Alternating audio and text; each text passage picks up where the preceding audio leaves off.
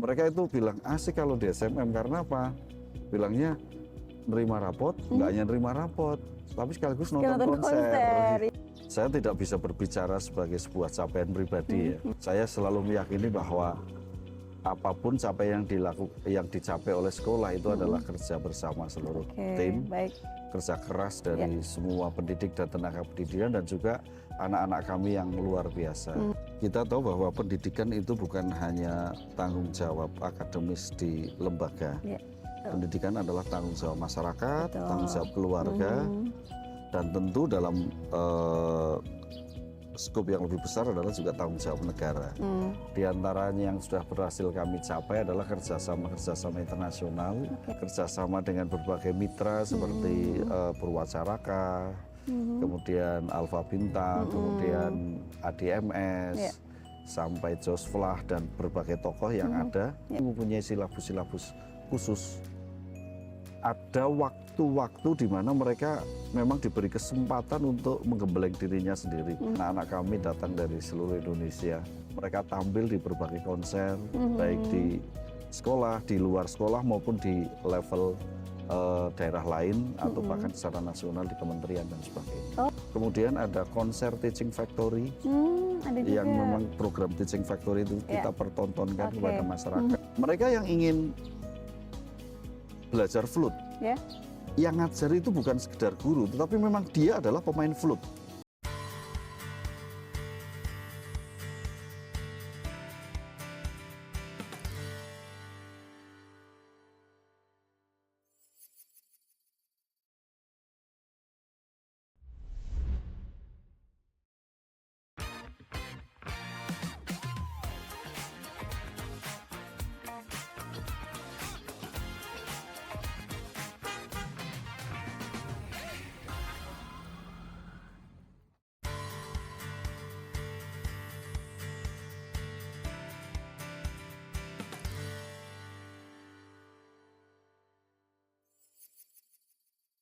Hai Vokanisia, ketemu lagi dengan Vika di Obsesi, obrolan seputar vokasi. Dan kali ini masih dalam rangkaian Semarak Hardiknas 2026 BBPPMBV Seni dan Budaya.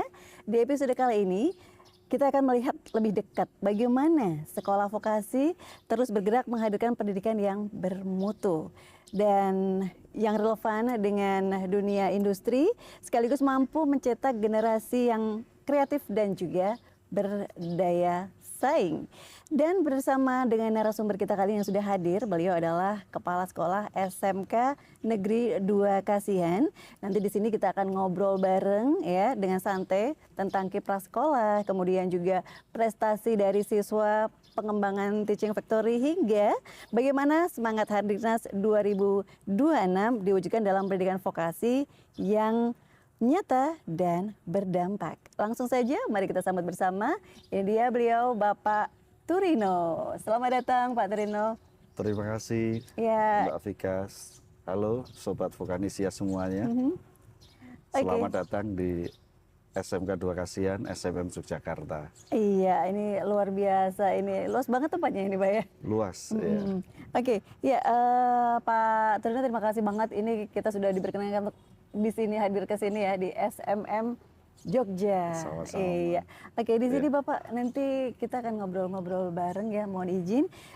Boleh nggak Pak ini diceritakan gitu tentang Bapak sendiri, kita pengen tahu, mungkin dari Vokanisia juga pengen tahu ya tentang Bapak Turino ini, kepala sekolahnya SMK Negeri 2 Kasihan Bantul atau yang biasa disebut dengan SMM begitu ya Pak ya. Oke. Bapak, ini Bapak sudah berapa lama ya mengemban amanah sebagai kepala sekolah di SMK Negeri 2 Kasihan ini, Pak? Iya, saya ada di sekolah ini sejak tahun 2000 sebetulnya. 2000? Sejak tahun 2000 sebagai staf pengajar. Kemudian diangkat sebagai kepala sekolah tahun 2022. 2022. Tapi tidak di sekolah ini. Jadi saya ada di sekolah lain terlebih dahulu dan sekolah ini saya baru 3 tahun ini. Boleh diceritakan sedikit juga tentang perjalanan Bapak sampai ke posisi ini gitu? Ya, saya masuk di sini di tahun 2000 dan kemudian menjadi staf pengajar, kemudian menjadi staf kurikulum di sana, kemudian saya banyak mengolah kurikulum tentang sekolah musik di SMM Yogyakarta ini, kemudian saya menjadi ketua program studi saat itu, dan kemudian pernah juga menjadi waka sarana dan menjadi waka kurikulum. Yang paling lama menjadi waka kurikulum di sekolah ini. Baik, seperti itu ya. Seperti itu. Berapa lama itu? Waka kurikulum itu dari tahun 2009 ya. Dari 2009 sampai 2018. Sampai 2018. Jadi waka sarpras 2 tahun, terus jadi kepala sekolah. Masih jadi kepala sekolah ya? Iya, kemudian dikembalikan ke sini lagi. Oke, luar biasa sekali ya. Terus ini Pak, selama memimpin di SMK Negeri 2 Kasihan Bantul ini, perubahan atau capaian apa yang paling Bapak rasakan gitu dalam perkembangan sekolah ini? Ya, saya tidak bisa berbicara sebagai sebuah capaian pribadi ya. Artinya saya selalu meyakini bahwa apapun capaian yang dicapai oleh sekolah itu adalah kerja bersama seluruh tim, kerja keras dari semua pendidik dan tenaga pendidikan, dan juga anak-anak kami yang luar biasa. Di antaranya yang sudah berhasil kami capai adalah kerjasama internasional dengan misalnya Instituto Italiano di Cultura dari Itali, kemudian dengan beberapa sekolah di Malaysia yang secara rutin datang ke sini untuk belajar, termasuk besok ini misalnya di September kemarin, September mereka akan datang lagi ke sini untuk membawa rombongan anak-anak belajar di sini, kita konserkan. Kemudian kerjasama dengan berbagai mitra seperti Purwacaraka, kemudian Alfa Bintang, kemudian ADMS, sampai Jos Vlah dan berbagai tokoh yang ada. Dan tentu salah satu yang lain juga secara institusi adalah menjadi BLUD. Sekolah BLUD yang menjadi salah satu andalan Pemprov DIY dalam hal ini untuk menjadi sekolah yang mandiri. Mandiri karena TEVA kami memang sudah mencoba untuk memprioritaskan bagaimana kiprah anak-anak dan juga semua hal yang ada di sekolah untuk mendapatkan pendapatan gitu, untuk membantu kegiatan-kegiatan sekolah. Luar biasa sekali ya Pak Kadesya ya. Dan Pak Trino, SMK Negeri 2 Kasihan Bantul ini kan biasa dikenal dengan kekhasan dan juga budaya sekolah yang kuat gitu ya Pak ya. Nah, menurut Pak Trino sih apa nilai utama ini yang terus dijaga oleh sekolah sehingga memiliki identitas dan juga kualitas seperti saat ini? Ya, yang pertama memang kami mengadopsi kurikulum yang memang sedikit berbeda, tidak sekedar hanya kurikulum yang ada dari pemerintah. Kami tetap melaksanakan itu, tetapi kami mempunyai silabus-silabus khusus yang memang kami adopsi dari selain dari mitra industri juga ada silabus khusus dari Associated Board Royal School ya, seperti itu. Dan kami memang membudayakan anak-anak untuk satu di sini mandiri, berlatih harus kuat, kemudian mereka juga harus punya motivasi yang kuat untuk mendisiplinkan dirinya sendiri. Kemudian ada waktu-waktu di mana mereka memang diberi kesempatan untuk menggembleng dirinya sendiri. Setelah menerima tugas terstruktur dari para guru misalnya, mereka melatih materi-materi tertentu berupa keterampilan musikal, mereka akan kuat bahkan sampai maghrib mereka masih banyak yang berlatih di sini. Mereka menyatakan sekolah ini adalah rumah mereka yang kedua selain rumah, di rumah mereka masing-masing, dan kadang memang ada juga yang kos karena anak-anak kami datang dari seluruh Indonesia. Jadi nggak hanya wilayah di daerah Bantul atau Jogja aja? Sejauh Bantul, DIY, Jawa Tengah, Jawa Timur, Jawa Barat, Sumatera, Kalimantan, Maluku, Sulawesi, Papua, Nusa Tenggara, Bali ada. Seluruh Indonesia ada? Ada. Wow, luar biasa, keren sekali ya. Anak-anak kami dari seluruh Indonesia. Itu kerasan untuk mereka berlatih karena biasanya mereka akan melihat temannya sudah bisa apa, mereka akan, wah saya tidak boleh kalah dengan kompetisi yang sehat. Yep. Artinya tidak dalam sisi mereka kemudian ingin menjatuhkan teman atau enggak, tapi mereka enggak mau kalah karena biasanya mereka akan ditampilkan ujian-ujiannya itu kan ditampilkan juga banyak ditonton. Mereka apalagi ada uji kompetensi yang juga ditonton oleh masyarakat umum di gedung konser sekolah kami. Oke. Belum lagi mereka biasanya akan secara rutin kita pilih untuk mereka tampil di berbagai konser, baik di sekolah, di luar sekolah maupun di level daerah lain atau bahkan secara nasional di kementerian dan sebagainya. Oh gitu, memang selalu Ya, ada ya? selalu ada. Oke, baik. Ini menarik sekali ya, ini tadi kita sudah bahas tentang SMM atau yang biasa disebut juga dengan SMK Negeri 2 Kasihan Bantul gitu ya. Nah ini mungkin sedikit bagi masyarakat atau Vokanesia yang saat ini menyaksikan obsesi kita ya. Nah, barangkali mungkin ingin mengenal SMK Negeri 2 Kasihan Bantul ya Pak ya. Apa aja sih di sini mungkin pengen biar masyarakat tahu gitu program-program unggulan atau potensi yang menjadi daya tarik bagi siswa di sekolah ini. Ya, baik. SMK 2 Kasihan atau SMM Yogyakarta itu adalah satu-satunya sekolah musik yang masih punya komitmen yang kuat untuk tetap menjadi penjaga pendidikan musik klasik di Indonesia. Gitu. Satu-satunya aja ya? Yang lain saya melihatnya mungkin mereka punya program itu, tetapi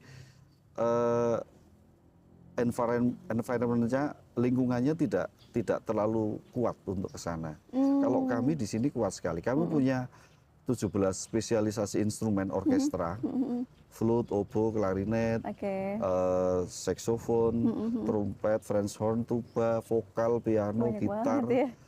biola alto, cello, kontrabas, itu semua ada, semua instrumen orkestra kecuali harpa, mohon maaf.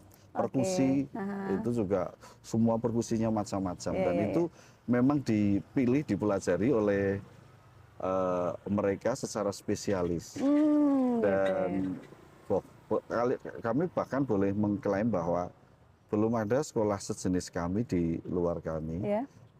Seandainya mereka membuka ya mungkin hanya beberapa instrumen, tetapi kami yang memang paling banyak ya se-Indonesia itu ya. Kalau mungkin kursus piano, vokal, biola mungkin ya, atau perkusi dalam hal ini drum. Tapi kalau kami instrumen tiup, mulai dari tiup kayu sampai tiup logam semua ada. Termasuk perkusinya pun kami di sini sangat lengkap. Perkusi ritmis sampai perkusi bernada, semuanya ada. Marimba, xilofon, vibrafon, semua ada di sini. Banget ya. Kemudian program yang kami unggulkan juga adalah konser-konser yang sifatnya rutin. Kami ada welcome konser, konser untuk menyambut kedatangan murid baru. Kemudian ada anniversary konser. Welcome konser itu nanti sekitar September. Ada ya. Sekitar September menyambut murid baru, kemudian anniversary konser ulang tahun sekolah di Januari. Sekolah kami berdiri di 1 Januari 1952. 52 ya. Terus nanti ada konser farewell, konser perpisahannya anak-anak kelas 3. Kemudian ada konser Teaching Factory. Ada juga. Yang memang program Teaching Factory itu kita pertontonkan kepada masyarakat. Kemudian konser Teaching Factory yang lain seperti misalnya konser string, konser perkusi, konser piano, konser vokal, konser gitar, konser tiup, semuanya ada. Wow, keren banget. Sehingga konser di sini banyak sekali. Belum lagi konser yang memang kami diundang secara khusus di luar. Entah itu di mall, entah itu di institusi atau lembaga, apalagi kami sebagai sekolah BLUD yang sering dalam tanda kutip dalam bahasa Jawa itu ditangkap gitu ya. Iya, termasuk di BBPPMBP Studi Budaya beberapa kali juga udah ini ya Pak ya. Seperti itu. Sudah nggak asing gitu dengan SMA yang keren banget seperti emang. Itu, iya. Kurang lebih seperti itu dan konser-konser lain yang misalnya kalau kami kedatangan tamu, entah itu dari SMP atau lembaga lain, beberapa sekolah musik yang sejenis beberapa sering kesini untuk melihat kami juga. seperti itu. Iya. Oh, keren banget ya. Sekolah di sini asik banget ya, bisa sering nonton konser gitu ya, Pak. Insya Allah asik. Masya Allah. Orang tua di sini kalau misalnya penerimaan rapor, purna siswa yang bukan terus kita mau jor-joran secara ini, mereka itu bilang asik kalau di SMM karena apa? Bilangnya nerima rapot, nggak hanya nerima rapot, tapi sekaligus nonton konser. Gitu. Iya, Karena biasanya itu. kami pertontonkan kebolehan anak-anak juga. Oke, baik. Terus ini Pak, tadi sudah ini ya, sudah sampaikan keunggulan-keunggulan dari SMM sendiri. Nah, ini bagi masyarakat nih ya, yang mungkin pengen tahu juga tentang proses SPMB di sini gitu ya Pak ya. Yang perlu diketahui bagi calon siswa dan juga guru tentang peluang mereka untuk bisa masuk di sini, tentang kompetensi keahlian maupun budaya belajar di SMK Negeri Kasihan Bantul ini seperti apa Pak? Ya, yang pertama tadi sudah sampaikan bahwa sekolah kami itu siswanya datang dari berbagai pelosok negeri, walaupun tetap mayoritas Jogja ya, tetap ya. Yang kedua, kami tidak menggunakan zonasi. Oh iya. Tidak ada zonasi. Kami menggunakan sistem penyerengan murid baru dengan tes musikalitas. Musik. Jadi semua yang masuk sini harus Tapi ada jangan keahlian berpikir musik. bahwa tes musikalitas harus sudah pinter main musik. Banyak anak-anak kami yang bahkan belum bisa main instrumen musik, terutama alat tiup. Nah, tuh catat ya. Alat-alat tiup ya, itu bisa, hampir ya, semuanya belum bisa. Okay. Baru ngelihat instrumen musiknya itu di sini. Baru belajar, baru pegang di sini. Tapi begitu mereka lulus, mereka sudah bisa memainkan instrumen dengan bagus. Wow, nah, kemudian yang kedua wawancara yang terkait dengan motivasi, minat yang kuat dan sebagainya. Kesediaan untuk meluangkan waktu berlatih secara mandiri dan keras di sini. Keras dalam arti bukan keras secara fisik, tetapi minat dan niat yang kuat untuk terus menempa diri, begitu seperti itu. Dan tentu ada nilai raport juga ya. Tapi jangan khawatir, di sini memang disparitasnya itu luas dari nilai terbaik sampai nilai yang ya hanya pas-pasan. Kami semua terima, yang penting motivasi yang kuat untuk berlatih dan semangat yang kuat untuk selalu bersedia untuk menempa diri begitu. Kemudian juga model penerimaan kami itu sebelum penerimaan sekolah resmi, artinya misalnya SPMB untuk sekolah-sekolah negeri itu masih sekitar Juni, kami sudah mulai di Mei. Ini sudah belum? Ini proses menerimanya sudah. Oh sudah. Sudah mulai sejak awal Mei, awal April, pertengahan April maaf. Oh sudah ya? Iya. Tetapi hanya pendaftaran dan seleksi kami besok mulai tanggal 21 Mei ini sampai 26. Seleksi musikalitas dan wawancara. Dan jangan khawatir, bagi mereka yang secara mungkin belum memenuhi kualifikasi, bukan berarti terus tidak bisa daftar di mana-mana. Mereka tetap masih bisa daftar di sekolah negeri, karena bagi mereka yang kemudian diterima di sini, maka tentu saja namanya akan diblok untuk tidak boleh daftar di sekolah lain. Karena sudah diterima di sini, supaya peluang yang lain untuk daftar di sekolah negeri tetap ada. Tapi bagi yang tidak diterima di sini masih punya kesempatan yang sangat besar untuk tetap daftar di sekolah negeri dan sekolah-sekolah yang lain. Jadi tidak merugikan. Tidak merugikan gitu, ya. Iya. Dan tadi perlu dicatat juga sama Vokanesia bahwa untuk sekolah di sini itu tidak harus menguasai dulu tentang musik atau peralatan musik begitu. Jadi nanti bisa belajar dari sini langsung. Saya perlu tambahkan juga bahwa tes musikalitas itu bukan ngetes sejauh apa dia gitu, sudah bermain musik, dalam arti memainkan instrumen musik. Bukan itu semata-mata.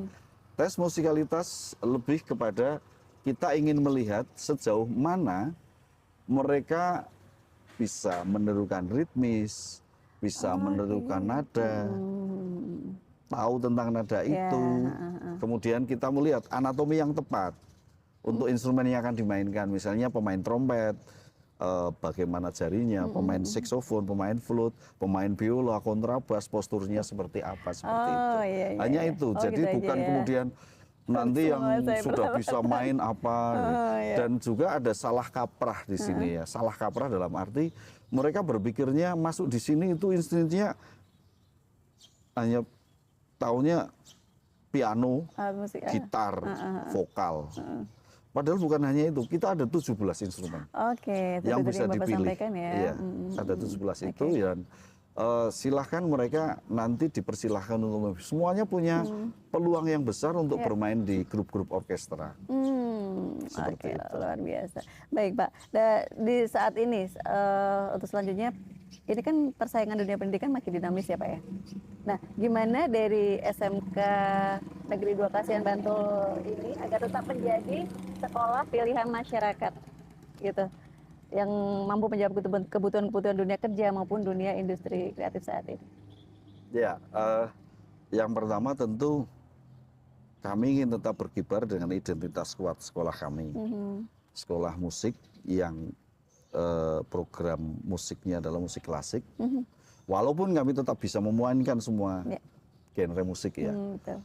Di dalam konser-konser tidak hanya klasik yang kami mainkan, semua jenis Semua musik. genre ya? Iya, Oke. semua genre kami bisa mainkan.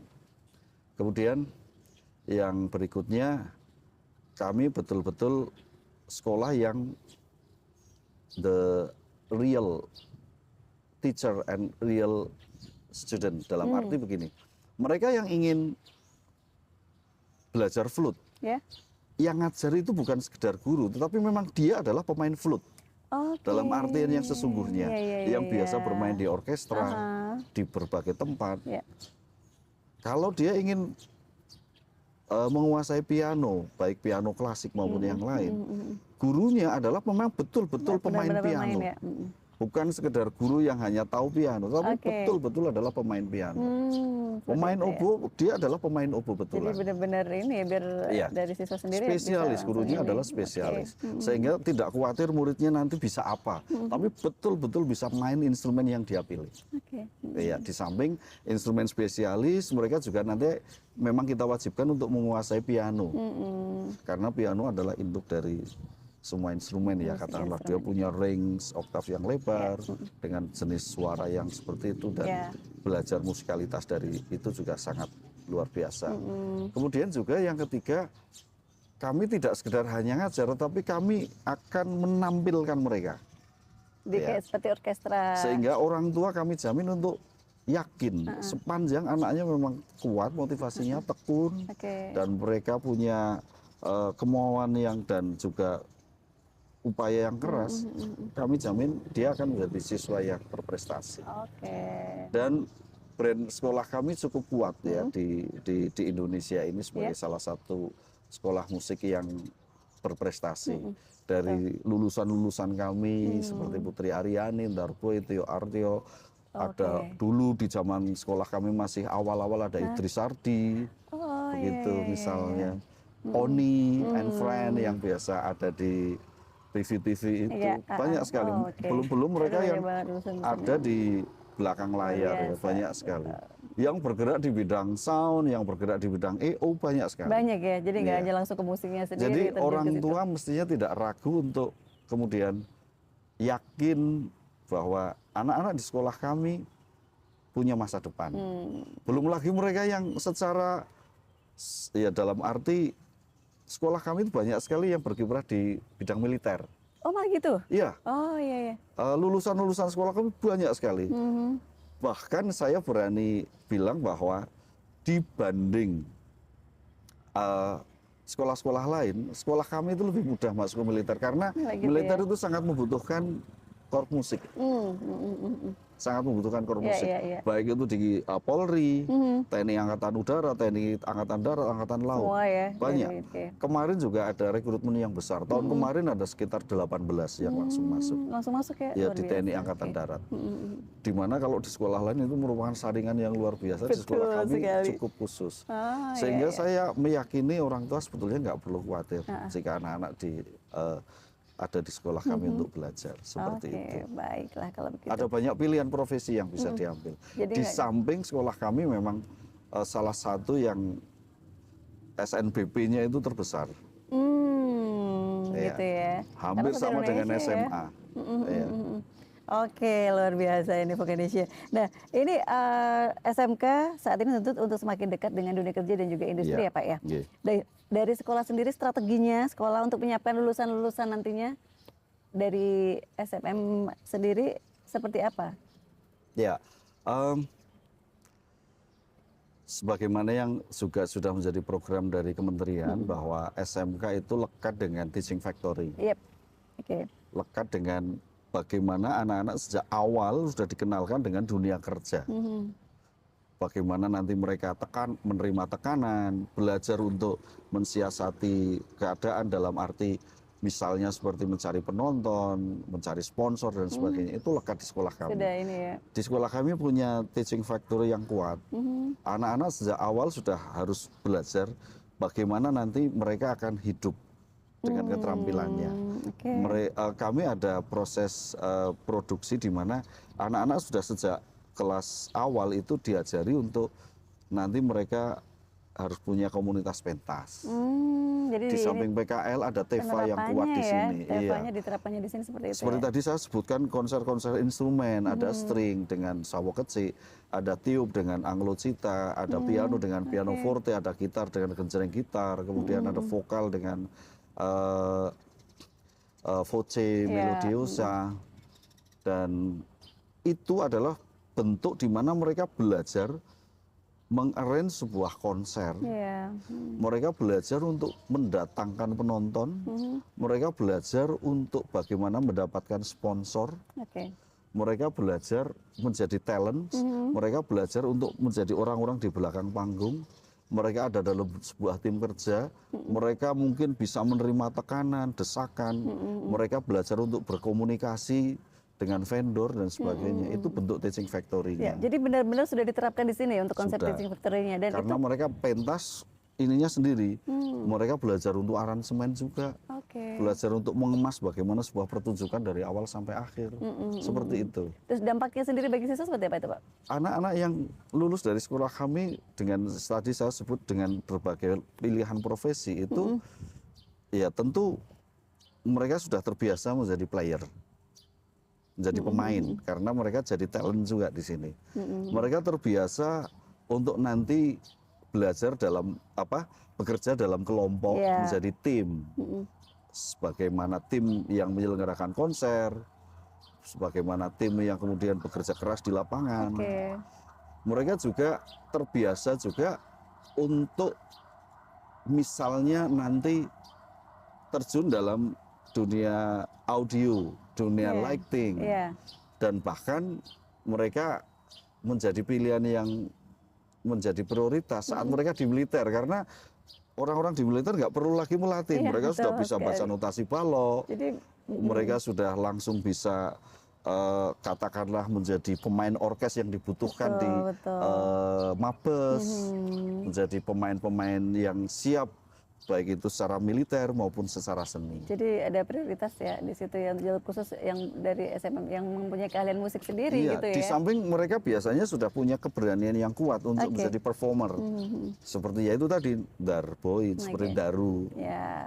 Dulu dia ketua OSIS-nya sini, Daru. Gitu ya. Ada Putri Aryani, ada Tio yang memang terbiasa menjadi talent, menjadi artis. Belum lagi banyak pemain-pemain yang berkiprah di berbagai grup musik. Seperti itu. Nah ini Pak tadi kan tadi saya sudah sampaikan ini merupakan berkaitan dengan Semarak Hardiknas 2026 ya kita datang ke SMM Jogja ini. Nah tema dari Hardiknas 2026 itu adalah partisipasi semesta gitu ya Pak ya. Menurut Bapak nih seperti apa sih makna dari partisipasi semesta dalam dunia pendidikan saat ini? Ya. Kita tahu bahwa pendidikan itu bukan hanya tanggung jawab akademis di lembaga. Pendidikan adalah tanggung jawab masyarakat, tanggung jawab keluarga, dan tentu dalam skop yang lebih besar adalah juga tanggung jawab negara. Nah, dalam partisipasi seperti itu, tentu kita selalu harus bisa bergandeng tangan dengan harmonis, baik dengan keluarga, dalam hal ini adalah pihak orang tua. Mereka punya dukungan yang sangat luar biasa. Anak-anak mereka kadang yang mungkin rumahnya jauh bersedia dukung untuk antar jemput datang di sini maghrib misalnya. Atau di kesempatan konser di samping mereka ada, mereka kadang juga mendukung dalam bentuk-bentuk dukungan yang lain ya. baik itu dukungan secara langsung dalam penyelenggaraan maupun ada dukungan-dukungan yang sifatnya kebutuhan-kebutuhan konser. Terus secara partisipasi dengan mitra industri juga kita punya dukungan yang kuat. Purwacaraka yang biasa juga menggunakan alumni kami untuk menjadi instruktur mereka. Purwacaraka Music School dalam hal ini. Kemudian kelompok-kelompok orkestra, baik di Jakarta, di Jogja maupun kota-kota lain, Surabaya misalnya, menjadi katakanlah kelompok yang memang terbiasa menggunakan lulusan-lulusan kami. Jadi anak-anak tidak perlu takut untuk habis dari SMM, habis dari SMK 2 itu mau ngapain. Gitu. Belum lagi juga dukungan dari universitas-universitas yang memang siap biasanya menerima untuk didikan lebih lanjut di samping mereka sambil bekerja sebagai player dan talent yang lain. Terus tentu yang sangat kuat adalah dalam hal ini adalah dukungan pemerintah. Seperti itu. Termasuk juga misalnya seperti mitra industri, mereka berkiprah juga untuk mendukung kurikulum kami. Mereka menyiapkan seperti misalnya Purwacaraka, anak-anak itu harus belajar ini. Nah, itu juga arah yang kuat bagi kami. Begitu juga kelompok-kelompok orkestra yang lain. Ada Jakarta Philharmonic yang kemudian anak-anak di sini dibutuhkan yang seperti ini. Nah, itu kita juga membentuk mereka seperti itu. Baik. Kurang lebih gambaran kerjasama kami dengan dukungan semesta adalah seperti itu. Jadi di sini kolaborasi dari peran tadi yang sudah disampaikan dari sekolah, orang tua, masyarakat, dunia industri sangat penting di sini dan penting sekali. Sudah diterapkan di sini juga ya Pak ya. Baik. Dan di era perkembangan teknologi dan perubahan karakter dari generasi muda saat ini nih Pak, kita tahu ya tantangan apa yang paling besar itu bagi dunia pendidikan vokasi saat ini Pak? Ya, setiap generasi punya ciri khas masing-masing. Setiap generasi punya kemauannya sendiri. Ini kadang-kadang yang memang kita harus belajar untuk menyesuaikan. Menyesuaikan dengan bagaimana lingkungan mereka, bagaimana kemampuan mereka beradaptasi, bagaimana daya tahan mereka. Ini yang memang harus kita selalu pelajari dan tidak semua generasi harus diberikan treatment yang sama. Ini yang kita tetap harus belajar dan terus belajar untuk memahami psikologis mereka secara dalam. Supaya mereka tetap enjoy, tetap gembira dan mampu betul-betul menjadi orang-orang yang betul-betul bisa dipertanggungjawabkan. Salah satu hal yang harus selalu kami perhatikan adalah misalnya generasi-generasi sekarang yang kadang-kadang dari sisi daya tahan untuk belajar dalam skop yang panjang itu kurang. Gitu ya. Kita coba sesuaikan waktu-waktu yang ada seperti itu. Dengan program-program dan kegiatan di sekolah. Ya luar biasa. Ini nggak terasa banget ya ini Vokadesia obrolan kita asik gitu ya. Jadi nggak terasa dengan suasana yang enak banget ini ya di ini halaman dari SMM ya Pak ya? Iya, salah satu halaman di sekolah kami. Ada banyak halaman, tapi ini salah satu. Luar biasa. Dan ini sebagai, sebelum saya pamit undur, sebelum kita pamit undur, sebagai penutup ini Pak, apa pesan dan harapan dari Bapak ya untuk generasi muda saat ini yang sedang mempersiapkan masa depan mereka gitu melalui pendidikan vokasi khususnya di momentum Hardiknas 2026 ini Pak? Baik. Kita tahu bahwa ke depan dan sekarang ini sudah dimulai ada ledakan angkatan kerja yang sangat besar, generasi emas Indonesia. Dan kami meyakini saat anak-anak punya visi yang kuat, maka mereka tidak akan pernah bingung lagi masa depan mereka. Dan harapan kepada mereka adalah belajar dengan tekun, belajar dengan kuat, punya visi ke depan, dan pilih SMM sebagai salah satu cara untuk menjadi future mereka ke depan. Gitu. Jangan lupa pilih SMM ya. Luar biasa sekali obrolan kita hari ini ya barengan dengan Kepala Sekolah SMK Negeri 2 Kasihan Bantul atau SMM dengan Bapak Turino. Terima kasih banget Pak Turino. Sama-sama. Sudah meluangkan waktunya dengan kesibukan Bapak ya di sekolah Terima kasih juga ada kesempatan ini. Terima kasih pokoknya dengan obrolan kita yang sangat inspiratif dan juga hangat di kesempatan kali ini ya Pak Turino. Pokoknya sukses selalu untuk Bapak dan juga SMM pastinya. Amin, terima Oke. kasih. Baik, dan Vokanisya demikian tadi obrolan kita bersama dengan Kepala Sekolah SMK Negeri 2 Kasihan Bantul, Bapak Turino. Ya, jangan lupa untuk follow terus media sosial kita dan like, comment, subscribe di bawah ini ya. Kita ketemu lagi di episode selanjutnya. Salam obsesi.